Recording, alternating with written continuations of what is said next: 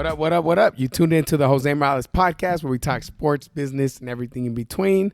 I'm your host, Jose Morales, and we're at my boxing academy. Joining me in the ring today is My Tien Doan.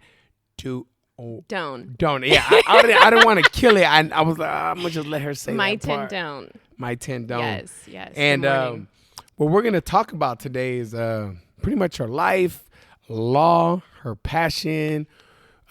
She made a big jump moving from one place to another. All these sacrifices that she did for not only herself but her family, which is great. I love her. What I love about you is just how you are very about like a team, like a family. You're just about hey, you constantly showing love. You're super loyal. There's all these good qualities that you carry that I love about you. Thank you. So I was like, you know what?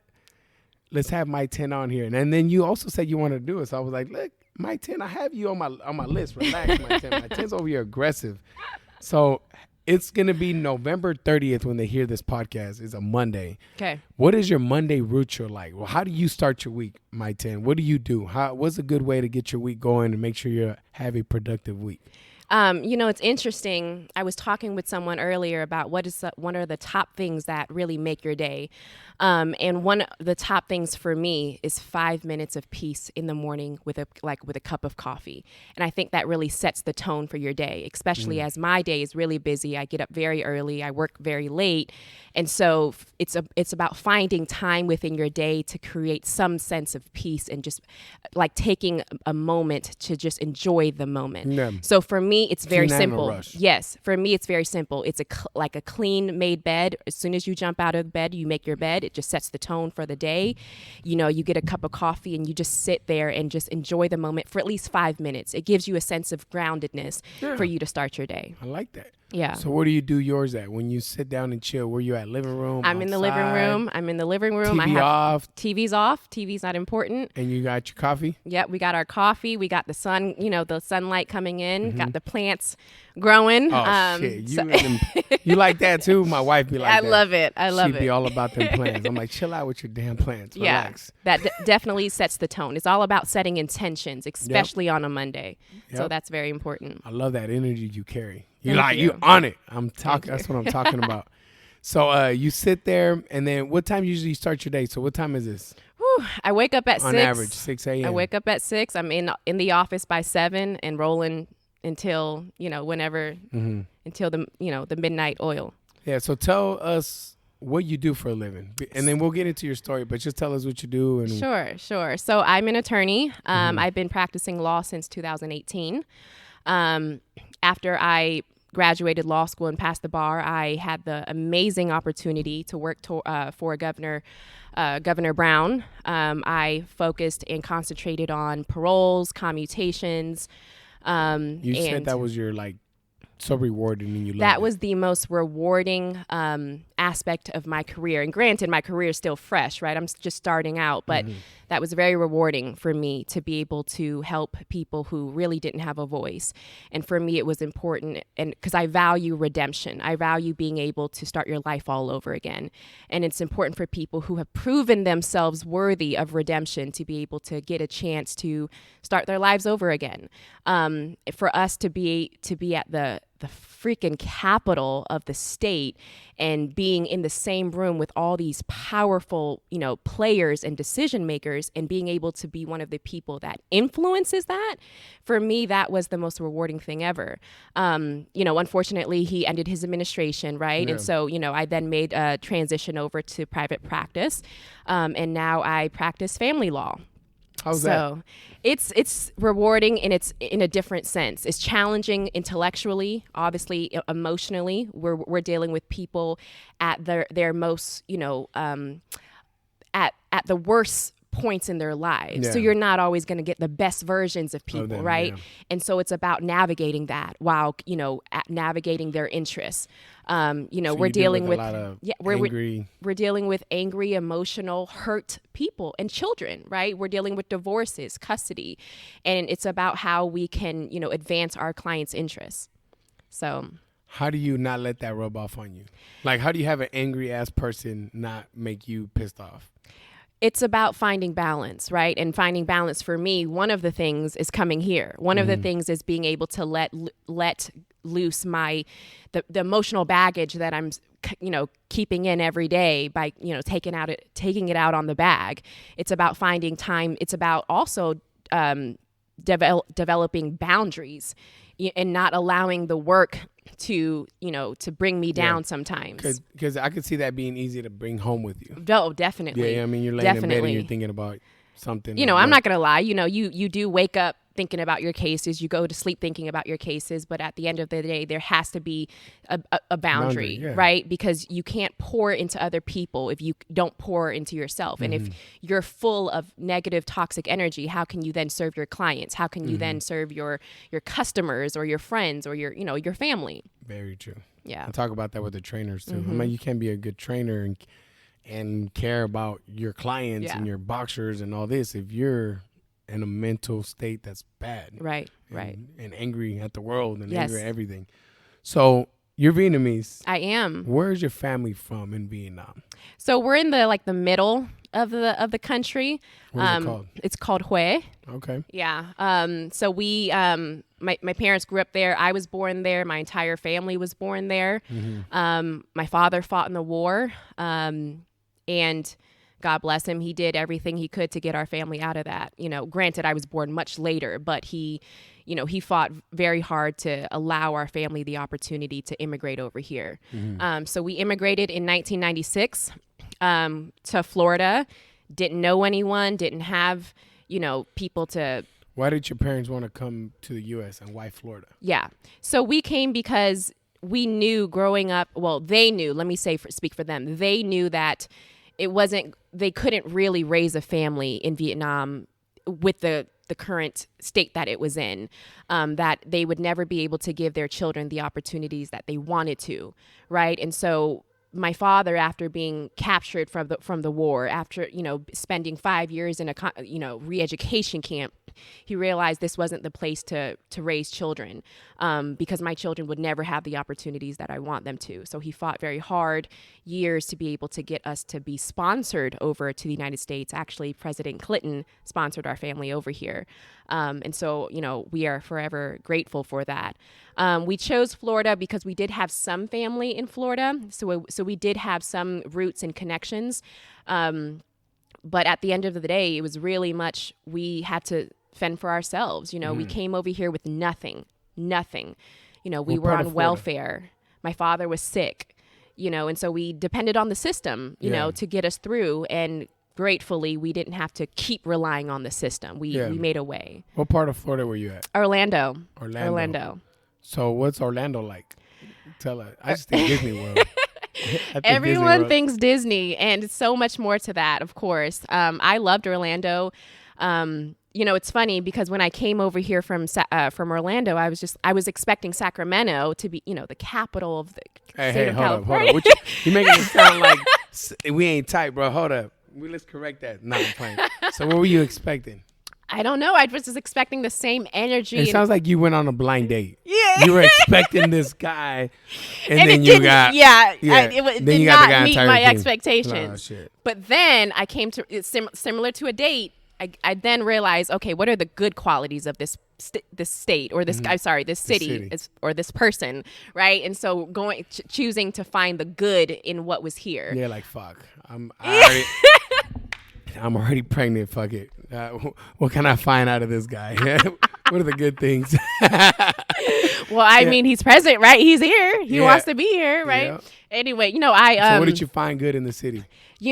There's a huge sense of community here that is was not present in Orlando. We have Orlando's really big. There's different areas, cliques, communities. But in Sacramento, I really felt like, wow, there's a huge sense of community here. Yeah, baby. I mean, I love it. And I love that there, people are so friendly. People are open for the most part, right? People are friendly, open. They care about the environment. They're really about their trees. I guess the city of trees, right? Yeah. I didn't always get that sense in Orlando. I felt like that sometimes there was a sense of competition. Yeah. granted, that's great, but over here, I felt very connected. Felt like people were genuinely had my back. Wanted to connect me to this person, to that person to find a job, or this person for opportunities. And through just that community, I found you guys. Yeah. I literally found you guys through that community. And something told me just go with it. Like, granted, I'm driving over half an hour every week to come here. You are. But I'm like, you know what? I like the vibe. I like the people. I like the support. Let's go with it. Yeah. And, I've been here for over a year. Yeah, because you live in Thomas, right? I live in Sacramento. Where is that? Near Sac State. Oh, okay. Yeah. And you work in downtown. I work in downtown. And you box in Roseville. I box in Roseville. Hey. Yeah. So I know you probably get this when people are like, where do you go box at? And you tell them, we're like, damn, what the fuck you doing Everyone says that. But I'm just like, when you find a good place, you stick with it. You're loyal. If they treat you right, you're loyal. Yep. And I wouldn't have it any other way. I was going to talk about that. See, you're hitting a lot of points that I wanted to talk about. For real. One I was going to ask about, I'll ask you first. Because you made me skip one. How do you feel about the city of Sac now? Like, that you're here as far as in your future? Like, do you see yourself here long term now that you see that the community feel to it and all this? Do you see yourself here, or do you eventually want to get up out of here too? Like, how do you see it now? 5 years ago, I was like, I can't wait to leave. I'm ready to leave. But the more that I've spent time here, the more that I've built community, friendships, relationships here, I'm coming to see the good in this community. And obviously, downtown, the area, the city in general has developed so much over the course of 5 years in terms of businesses, opportunities. And I came to realize, like, I actually really do like it here. The nature, being able to go outdoors, being just connected to Tahoe, to San Fran, without being too busy, without being overly populated. I was like, I actually really do like that. And so it's funny you say that, because next year, or within the coming year, my brothers and I we're hoping to move my parents out here, so that they can be closer to us. And so yes, I do plan on making Sacramento a permanent place. Okay, good, because you're about to get kicked the fuck out. Next thing is a loyalty thing. I love that about you. I said that at the beginning. I'm gonna share a quick story. You were here with Nacho first, and you were doing privates with Nacho. Yep. And I know during the time that you were training with Nacho, a lot of people would tell you to go train with different trainers, with David or with me, and da. And you always stayed solid to Nacho. Yep. I love that about you. Even I thought that was fucking dope. Yeah. Why is loyalty and that so important to you, or how do you hold so much pride in that?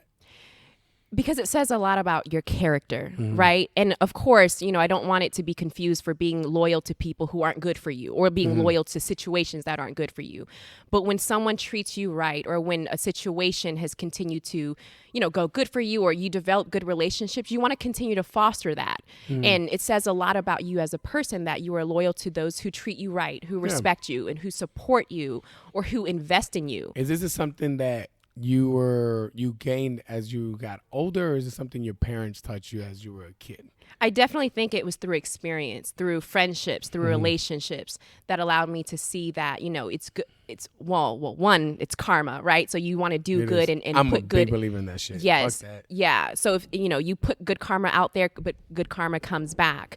And so it was important to me to make sure that I surround myself with good people. And sometimes most of the time, good people means you are loyal to those who are good to you. Yep. And that just builds a solid foundation for everything else to follow, right? Respect, opportunities, love, like everything else, stems from a good sense of loyalty. Yep. That's tight. Yeah. So I want to go back to rewind, take you to Orlando when you were a teenager, high school. Did you always see yourself as in law, or did this interest grow, or did you play any sports? What happened? Tell me about teenage My Tien going in with the dreadheads. Oh my God. Teenage My Tien was ghetto. Oh shit. She was so ghetto and ratchet. I mean, my prime example, my email address as a ninth grader, right before applying for colleges, was ghetto Asian chick. Oh shit. Yeah, ghetto _Asian with a Z chick. Oh, and then my teacher was just looking at me. She was like, My Tien, I respect, whatever you want to do to express yourself, but I don't know if this is a good look for high school, for colleges. And I was just like, shit.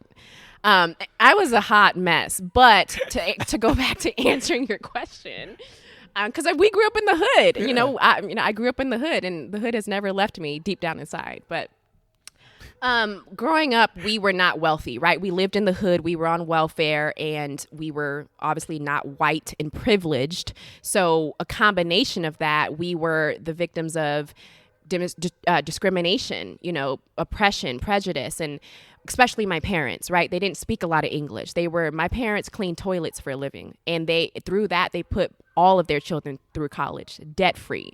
And so I'm forever grateful to my parents who slaved and who are the epitome of the American dream, the American immigrant dream, right? So, but I witnessed a lot of it, like injustice towards my parents. Through their employment, through society, through the way people treated them. Share a story. I think you got one in mind. My mother was wrongfully terminated from work one day. They thought she had stole some items from work, and she didn't know how to speak up for herself. So they were like, "You're fired. Get out." She didn't know how to stand up for herself. She didn't have a legal system that allowed her to exert her rights. And so, that was during the time where my brother and I wrote to the president of at the time my mother worked for a college, cleaning toilets, they're custodians. And I was a janitor. Oh, yeah? I was. Yeah. I love and respect janitors completely through how I saw my parents. But that was my first example of advocacy, right? Writing to the president of this college, telling them to please reconsider this decision that was made because they didn't understand the full facts. And I was like, there's no way they're going to listen to two little kids who don't really know shit.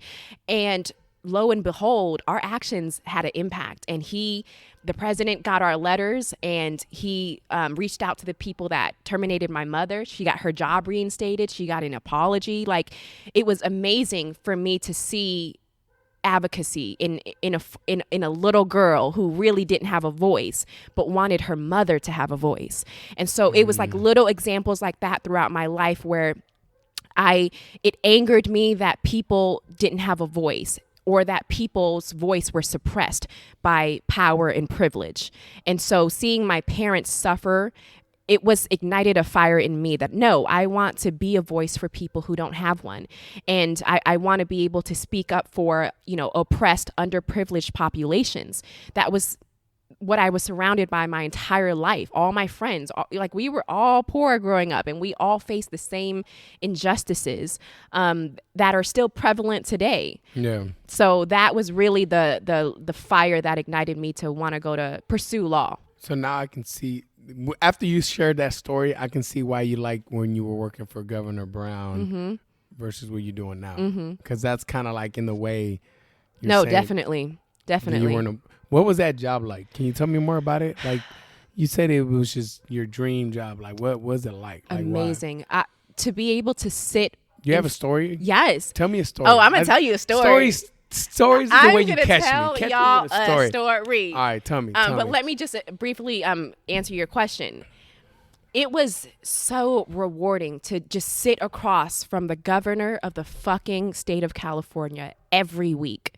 Have him listen to you as you explain your position and brief him on certain things, and have him actually listen to you and make decisions based off of what you are recommending to him. That's essentially what we did. We either recommended that he grant a certain inmate parole, or deny a certain inmate parole, or grant a certain person a commutation so that they can get out of prison earlier, or get a reduced sentence based on their progress in prison.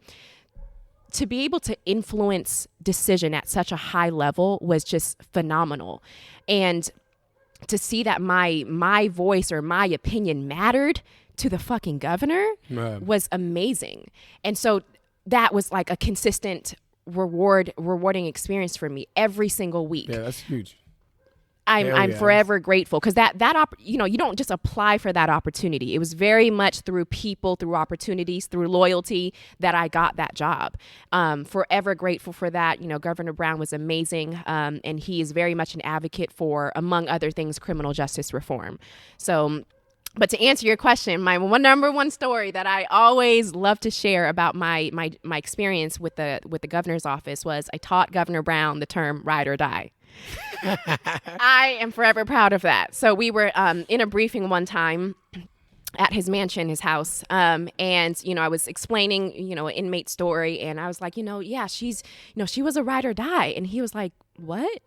And I was like, a ride or die, someone who's down for you and supporting you, like Ann, your wife. And he was like, oh, Ann, you hear that? You're my ride or die. And he didn't understand what that term meant. And it was just so awesome. It was kind of like funny to see him not know that term, but to be able to teach that to him, among other things. But I mean, that was just, and he also, swore me into the bar. So after you pass the bar, you can get sworn in through a judge, through certain people, or a certain government official. And I mean, I worked for Governor Brown at the time, so who else better to swear me into the bar of the California, right? And so he swore me in his mansion on December 6, 2018, and wow, that was just the best experience ever. Sounds like it. Shit. Yeah.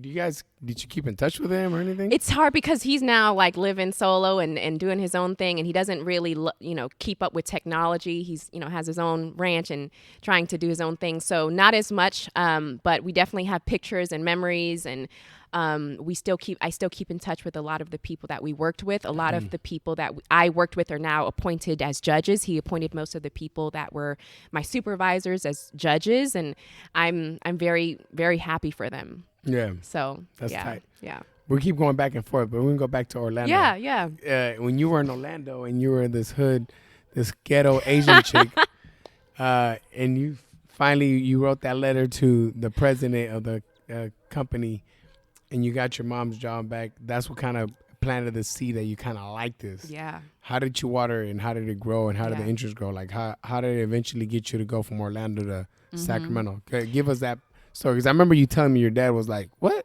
Yes. You're going to do what? You're tripping. Yes. We Asian. We doctors. Yeah, I'll tell you all about that. Exactly.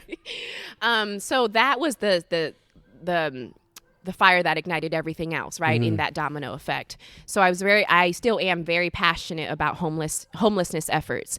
And so through my mother, who was very much an advocate for helping the homeless, after that situation with my mother, I got into homelessness efforts and advocating for homeless people, because there were so many laws that were passed in Orlando that really targeted homeless people, like sleeping on benches and fines.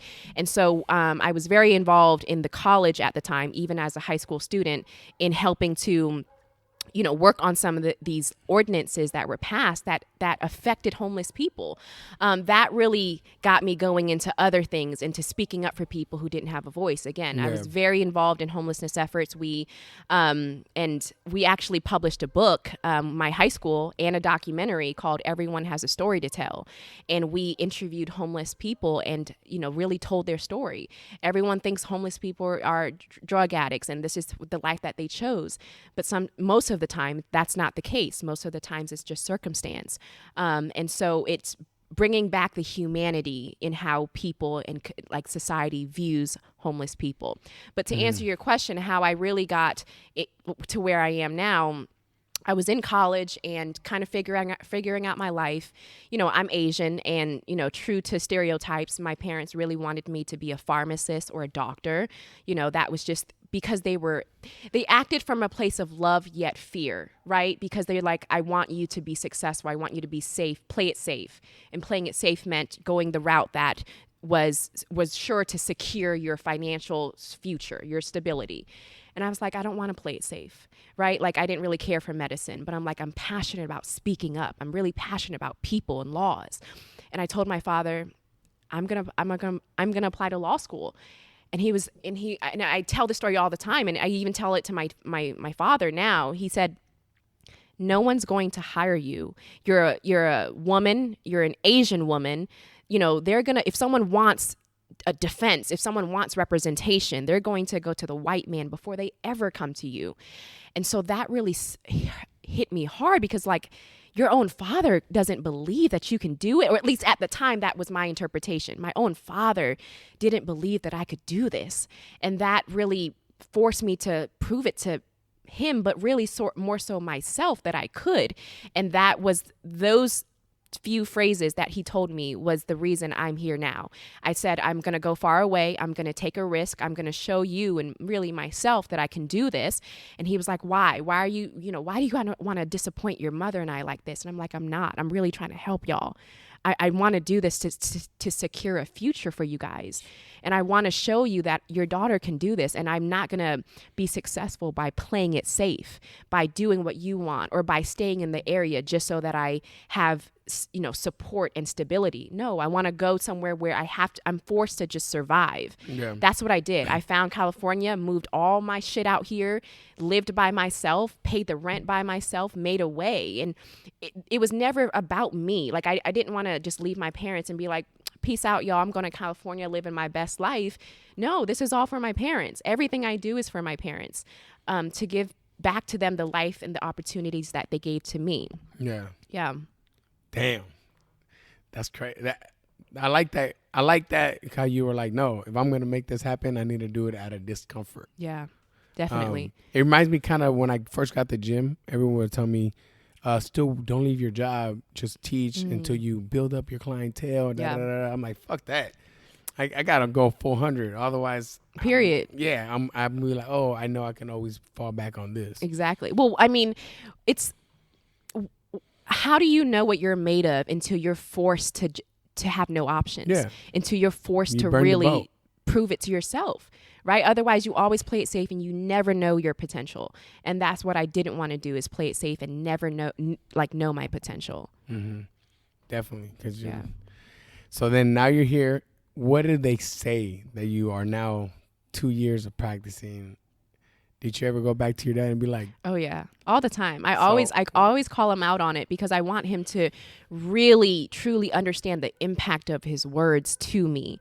Yes, they hurt. And yes, I knew it came from a place of love and wanting to protect his little girl, right? From the world, from the realities of the world. But I always tell him, like, look what I did with what you told me.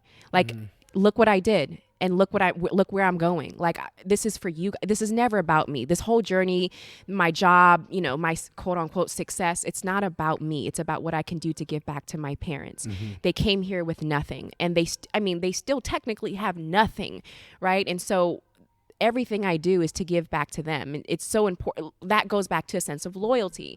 Loyalty in terms of relationships, but also loyalty in terms of family. When people have your back, when your parents have looked out for you since you were little and did nothing but support you and ensure that you had a great education, a great life, you want to give back to that. Yep, you want to honor your parents while they're still alive, right? Yep. And that's very important, because I never want to look back and say, after my parents have passed, and say, I wish I fostered a better relationship with my parents. I wish I did this. No, I'm like, I want to do it while I still have a chance. That is true. Yeah. Think about that all the time too. Yeah. I'm like, fuck, I don't want to not done that. Right. What do you look to do in the future? What is My Tien's future like? What do you want to do? Eventually, I would love to go back to the public sector, meaning like the state, and continue work either in criminal justice reform or in immigration. Obviously, as you know, immigration right now is a hot topic. Well, it's really always been, but at this point in time, we need good people, fighting for people's rights. We need good people, to advocate for those women, family, children in these cages, right, who don't have a voice. That is something that really grinds my gear, that really angers me, and I would love to one day return back to that. Something that allows me to really fight, not necessarily the system, but to give people a voice, in a system that wasn't necessarily designed for them. Yeah. Yeah. So first you want to move your mom and dad over here, get the house for them. Yep. And then after that, you're going to follow that passion. Yes. Yep. I like that. Yep. You know why that hits home? Shit, I'm in that boat. I'm in that cage. But my cage is a little bigger than theirs. Yeah. What would you name this episode? If you wanted to give it any particular name to motivate somebody or just stand out or represent you, your feelings, what would you name it?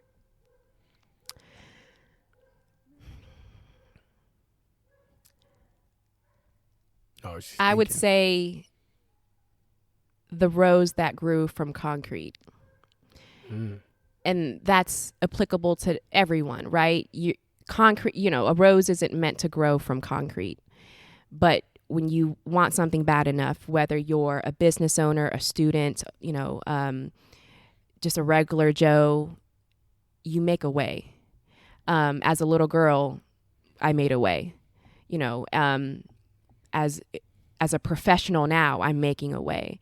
As a daughter, I'm trying my damn best to make a way, for my parents, and not making excuses for what you want.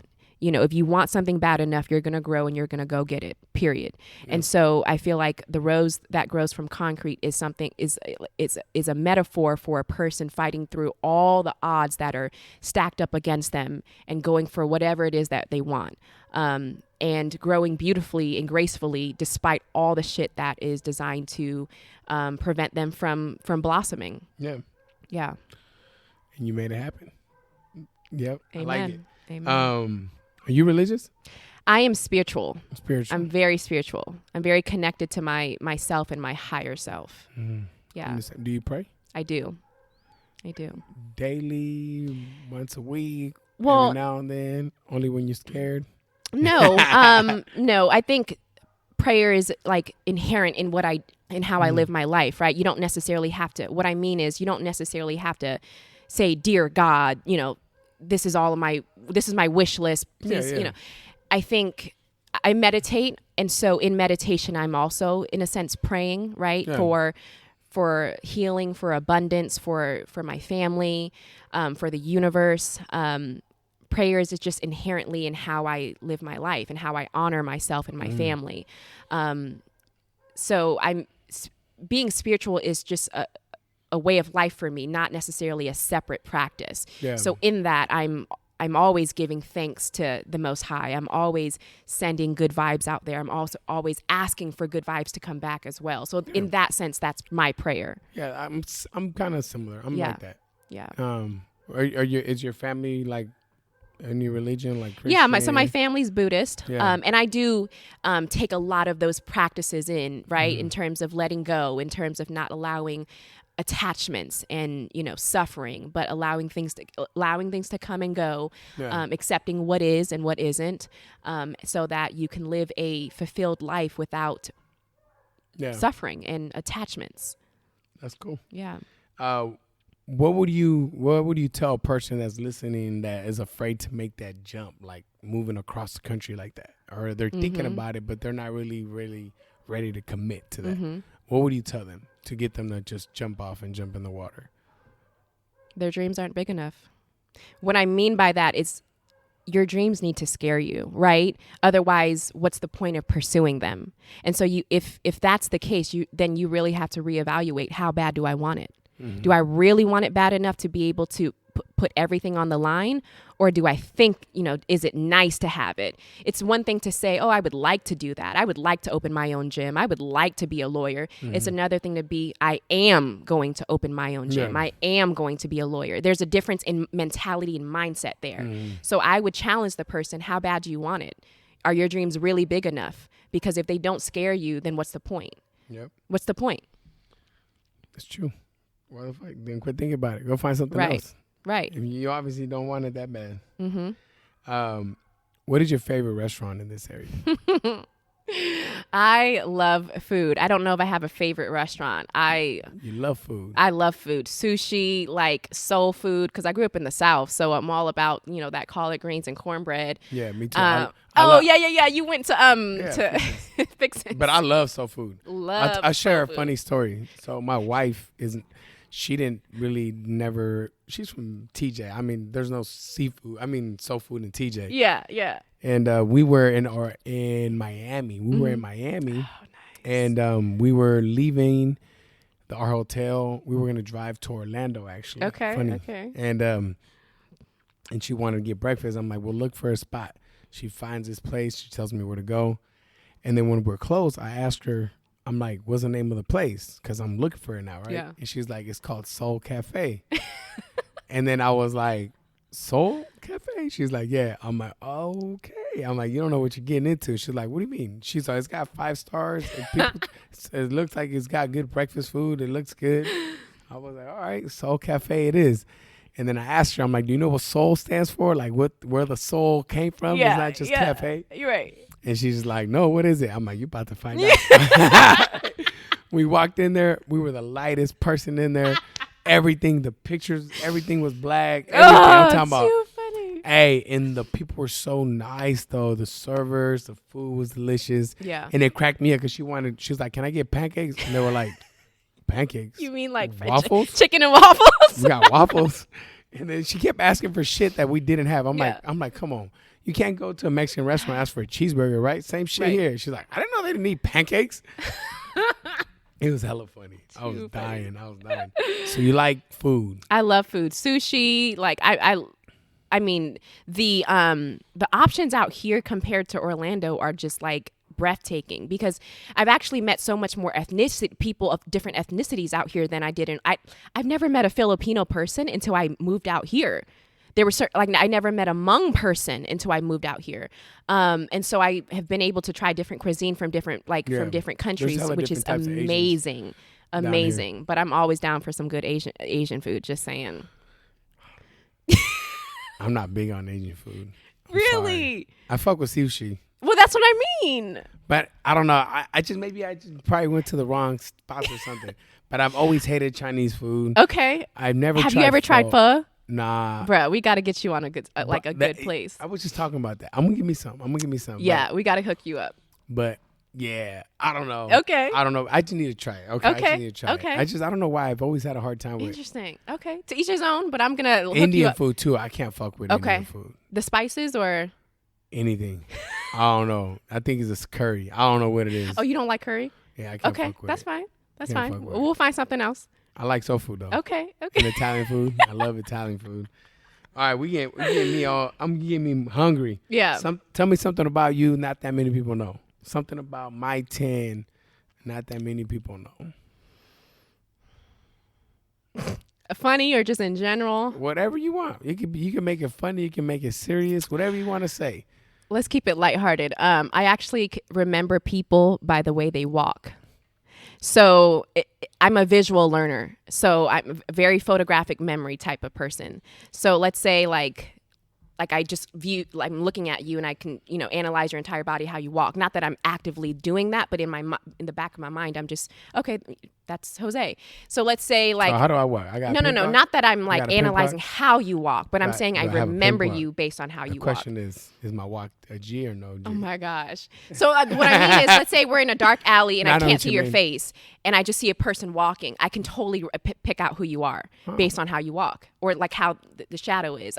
I've always just, I don't know. That's just like a useless skill that I have. Useless shit. But I'm very, my photographic memories are pretty on point. I did not expect that. Yeah. I thought you were going to say, I like dreadheads. I did. I thought you were going to say something like that. Because your ass is off the chain. I don't know. I wasn't expecting, I know how people walk. I analyze the way people walk. Nah, that's all funny. That's fucking hilarious. And I jump rope backwards, as you know. Oh, yeah. Why? Bro, I can't tell you. I don't know. It just. There's two people in the gym that do that. There's another girl named Misama. Oh, really? Same shit. And I was like, yo, I went up to her one day. I was like, the jump rope goes the other way too. I'm like, it's not just that way. You can go the other way. Why? I don't know. I think my range of motion is so much greater by going backwards. I try forward, but it's just not the same. I have no idea. I tried going forward and I'm not great. You tried and you can't? I can. It's just not as smooth. It's not as quick. So what's your plan with the whole boxing thing? Good question. I would love to eventually work up the more time in this gym. Because as you know, right now I'm like only once a week. With my job, I'm just trying to make more time. So I would love to eventually work towards sparring. Why is that something you want to do? Like, what is My Tien's reason for that? Why? It's proving to myself that I can do something I put my mind to. Mm-hmm. It's is it also a good test? It's what? It's a good test for you. It is. I like doing things that I don't think I can do, or maybe other people don't think that I can do. Yeah. You asked me this question when we were in Oakland for Emmy's fight. For Emmy's fight. Why is it that I want to do this? It's going against the odds, right? It's going against the common misconception of women in boxing. It's like, oh, that's a man's sport. And, you know, you got to, if you're a woman, you got to be a real tough looking dude, you know, type to be able to box. I actually have some pretty pretty women that fight. And that's the point, right? I mean, I want to go against the odds. And my father's like, you box? Like, that's not ladylike, you know, that's not girl like. But I'm like, that's exactly my whole life. I've been. Your dad is always shitting on your life. Dad is like, what the fuck's wrong No, with you? don't say that. He's gonna watch this and be like, "You just talking shit." No. I'm like, no. He is operating from a place of love, but it comes off different, right? Yeah, I know what you mean. I just gotta talk shit. I'm an instigator. I always instigate. And so for me, it's about proving something to myself and to other people. Really, I know it should be just about me, but at the same time, I want to prove it to other people. My whole life, that's what I've been doing, is proving it to other people that I can do it, that I can go and that I can, you know, up and move 3,000 miles away from home and make it, you know, that I was going to pass the bar, that I was going to be an attorney, you know, all these things. I think boxing is a reflection of my life. It's like, you get knocked down, but the important thing is you get back up. You keep going. You survive that round and you keep going. And so for me, that's what I would like to do with boxing. Yep. Yeah. I like that. Thank you. And after you spar, then what? You just prove to everybody you were in the ring. Keep sparring, you compete, or you're like, okay, I did it. Time to go.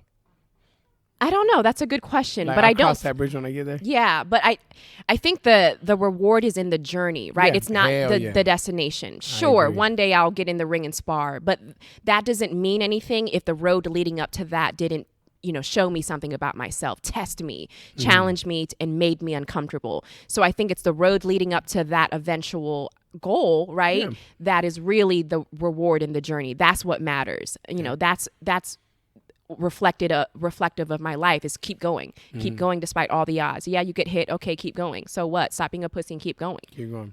What's your favorite activity to do out here on the weekend in this area? I love hiking. I love getting out and I'm such an outdoorsy person now that I'm here because we don't have that in Orlando. We're like flat as fuck, you know, no elevation, no and real. Humid as fuck too. Yes, never going back to that shit. But humid as fuck. Oh my goodness. Terrible. Rain and then it's humid. Yes, Hot, yes. I need to get my parents out of that. I'm like, bro, terrible. Mosquitoes. Terrible. My eyebrows would like sweat off within 10 seconds. And, you know, you take the hood Asian chick. You take time to draw on these eyebrows and, you know, not for them to get sweat off. Shit, there goes my eyebrow. Yeah, I love hiking. What's your favorite hiking spot out here?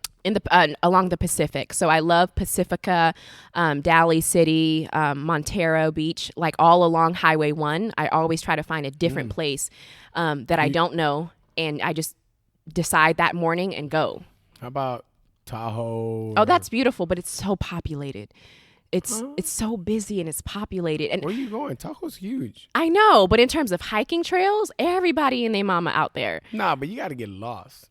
So what I be doing, I be going in my truck. Yeah. And I just take some random ass trail. Really? Is that how you do it? And I just drive into whatever the fuck I'm at. I love that. Okay, you're not here. Hopefully ain't no bears. But I didn't know that. I thought you kind of like planned your outback. Lost all the time. That's what's up. Yeah, I like doing that shit. Same thing with my bike. I just love get that. lost. I can do random shit. Yeah. I literally do everything I'm not supposed to do. Wherever I go, like if I go off-roading, I'm not supposed to do that. Let's do that. Yeah, yeah. Let's do that. Yeah. Like when I went to Puerto Rico, I went to in Old San Juan. There's a part of Old San Juan. They said no one should go there. It's like the most dangerous part of San Juan. It's called La Perla. It's underneath. Jose was like, fuck that, we going. So I went, me and my wife, we were out there. And we're like, the taxi driver dropped us off and like, it's down there. Yeah. Dip. And we walked through the whole bitch up and down. Everyone was trying to sell us drugs, everything. But I did it. I was like, it's tight. I mean, there was a boxing gym down there. Oh, really? Yeah, it was tight. I liked it. And then walk back up. Everybody was hella cool. They always asked, like, where you from? Well, I'm from Mexico, bro. Period. Yeah, I ain't from the U.S. Not right now. I'm from Mexico. And no, yeah, it was interesting. Yeah. But yeah, I always do shit like that. Shit Yeah. that I'm not supposed to do. Yeah. I just do it. I love that. So, I love that. That's yeah. the way to live your I life. love Tahoe though. That's why I brought it Yeah. up. I Tahoe. love it. It's beautiful. But sometimes I just want to get away and not be around From a lot of anything. people. How about Auburn? Auburn's nice Forest too. Hill, I've had okay. yeah. It's nice. I love water, so I have to have a combination of mountains and water. Yeah. That's that's it for me. Yeah, like that. They got rivers. Oh, do they? I mean, rivers. I'm talking about beaches. I'm talking about like But you know, especially coming from Florida, I think over there beaches are way better than California beaches. yeah. California beaches are fucking cold as fuck. Oh, I'm not saying I dip in. I'm saying it's a beautiful view. Bodega fuck? Bay has a really nice I'd view be of the fucking Pacific. freezing. I'm Oh like, my bro, I'd be out there gosh. with a hoodie, beanie, and a thermal, and I'm still cold. It's hella cold. All right. So, anything you want to add to this before I end it? Anything you want to talk about? Anything you want to say? No, I just want to thank you for this opportunity. It's really nice to be able to share just one perspective, right? Among many. Everyone has a story to tell, like I told you. And so it's nice to be able to just share a bit about my life. No, thank you for coming on and sharing your life. This is personal shit. Yeah. I mean, you're going to get dad all sorts of mad when you hear this. Oh, motherfucker, he's going to be like, do mammy. You are so terrible. I had to throw that shit You in are there. so That's my terrible. favorite Vietnamese word. Sorry, Pops. I know he's mad. He's like, what the fuck kind of shit is that? He's got a dirty mouth. I'm sorry, Dad. I'm sorry.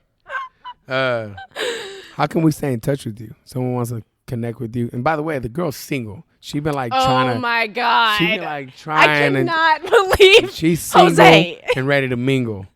How can we stay in touch with My Tien? Yeah. How can we stay in touch with My Tien? Look, she's losing her shit. I cannot. How can we stay in touch? You can stay in touch through Jose. Ah. Let's keep my social media to myself. And if you wanna get in touch, either through connections or either through, I think who did I meet earlier this morning? Marissa. Yep. Go through Jose. He'll filter out all the bad She ones. is the first person to not share her Instagram. Can't All do right. that. I'll Professional give it to you. reasons. I'll give it to you. Professional If- reasons. If you're not a weirdo, I'll give it to you. So hit me up. All right, y'all. Well, thank you guys for listening to this episode with My Tien. Hope you guys have a great week, and we out. Peace. Peace.